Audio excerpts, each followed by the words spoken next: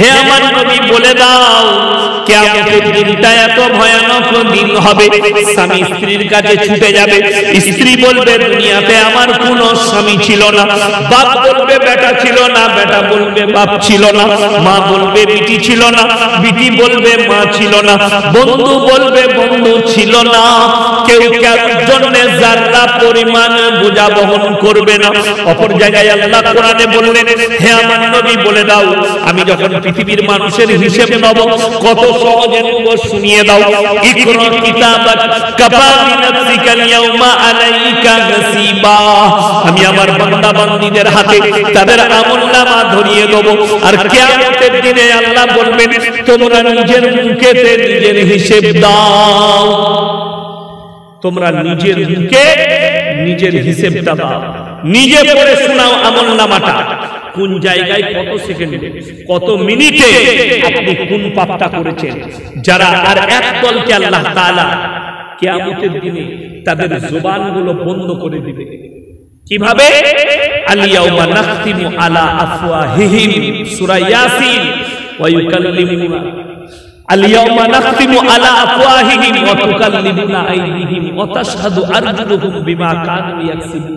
আমি আল্লাহ কিয়ামতের দিনে তাদের জবানগুলো বন্ধ করে দেব, সিলাই করে দেব। হাত কথা বলবে, চোখ কথা বলবে, কান কথা বলবে, অঙ্গ প্রত্যঙ্গ ঠোঁট কথা বলবে। আমি এদেরকে কথা বলার যোগ্যতা দান করব, এরাই সাক্ষী প্রদান করবে তুমি কতটা পাপে লিপ্ত হয়েছো, কতটা পাপ করেছো। ওই জন্য প্রত্যেকটা ভাইকে অনুরোধ করব সবাই পাপ মুক্ত জীবন গড়ব। জোরে বলুন ইনশাআল্লাহ। সন্তানকে নসিহত করুন জীবনে পাপ করো না, পাপ কাজ থেকে দূরে থাকো।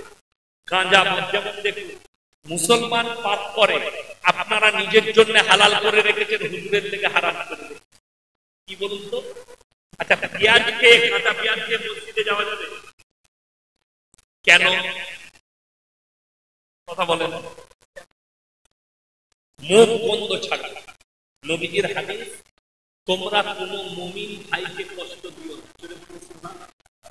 আপনি কাঁচা পেঁয়াজ খেয়ে মসজিদে গেলে আপনার মুমিন ভাই কষ্ট পাবে, এই ভয়ে আপনি যাচ্ছেন না। কাঁচা পেঁয়াজ খেয়ে নবীজি নিষেধ করলেন।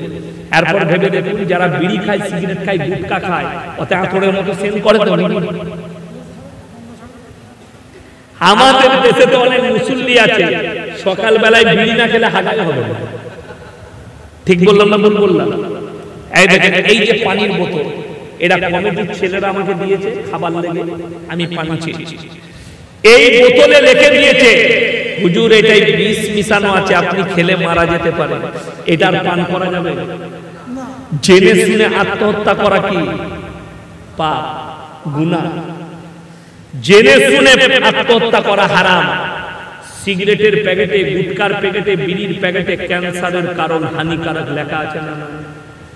তুমি জেনে শুনে নিজের জীবনের ক্ষতি করছো।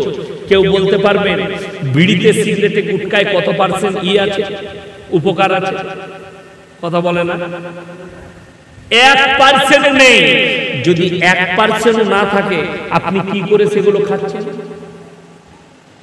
ইমামকে জিজ্ঞেস করছে হুজুর বিড়ি সিগারেট গুটখা খাওয়া কি? হুজুর বললেন মাকরুহ। এখনই যদি আমি কমিটির ছেলেকে বলি আমার বেশ মুখটা চাকছেন, একটা ক্লাসিক সিগারেট দিয়ে আপনারা আর বাইরে শুনবেন আমার, আপনারা কি বলবেন? কোন হারাম করকে দাওয়াত দিয়েছিস বে সিগারেট খাচ্ছে স্টেজে? আমি খেলে হারাম আর তুমি খেলে মাকরুহ। ফতোয়া পেলে কোথায়? কবরে যা খালি ঝাঁটা খাবে। কষ্টটা ওই জায়গায় লাগে। আপনি হুজুরদের লেগে হারাম করেছেন আর নিজের লেগে হালাল। এটাই হচ্ছে কষ্ট। সর্বপ্রথম আপনার বিড়ি সিগারেট গুটকায় যে মানুষটা কষ্ট পায় সে হচ্ছে একমাত্র আপনার স্ত্রী। কে বললাম? স্ত্রী। তাকে জিজ্ঞেস করবে আমি বিড়ি খাই, গুটকা খাই। আরে কত স্ত্রী অভিযোগ করতে পারে না বহু হারাম করা আছে, রাতের বেলায় মদ খেয়ে এসে স্ত্রীকে কষ্ট দেয় না? বহু নামাজি আছে নামাজ তো পড়েই পড়ে, অথচ হারামখোররা নিজের স্ত্রীর উপরে অত্যাচার করে। জানি ওই জন্যে শরীয়তটাকে আপনি নিজের ঘরের জায়গায় ভাববেন। মন চায় জিন্দেগির নাম ইসলাম নয়, রব চায় জিন্দেগির নাম হচ্ছে ইসলাম। আপনার জিন্দেগিটা রব চায় জিন্দেগি হতে হবে, তবে ইসলাম। ওই জন্য আমার আল্লাহওয়ালা ভাইয়েরা, আমার মায়েরা, অনুরোধ করে যাচ্ছে জীবনের নামাজ কেউ ত্যাগ করবেন না।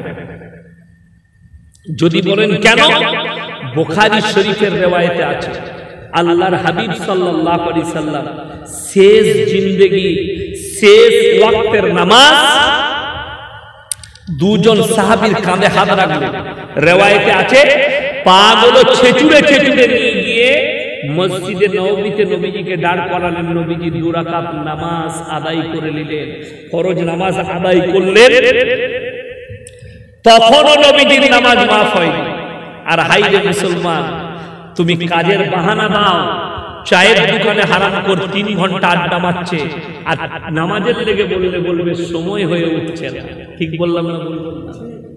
চায়ের দোকানে 3 ঘন্টা বাজারে আড্ডা দিচ্ছে, নামাজের কথা বলবে ভাই সময় নেই।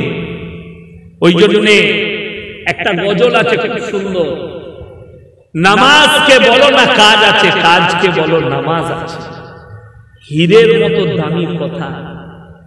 গোটা পৃথিবী, আমাদের ভারতের যুবকরা ফেসবুক, ইন্টারনেট, টুইটার সব জায়গায় পোস্ট করছে কি আমাদের বাবরি মসজিদ চলে গেছে। তুমি কাঁদছো বাবরি মসজিদের জন্য, আর তোমার মসজিদ কাঁদছে তোমার জন্য। তুমি জীবনে নামাজ পড়তে যাও না। হাই রে যুবক, তুমি কি করে বাবরির জন্য কাঁদছো? কোন মুখে? ফেসবুকের কান্না আর অরিজিনাল কান্নার মধ্যে পার্থক্য আছে। ফেসবুকে পোস্ট করাটা সহজ, আমল করাটা কঠিন।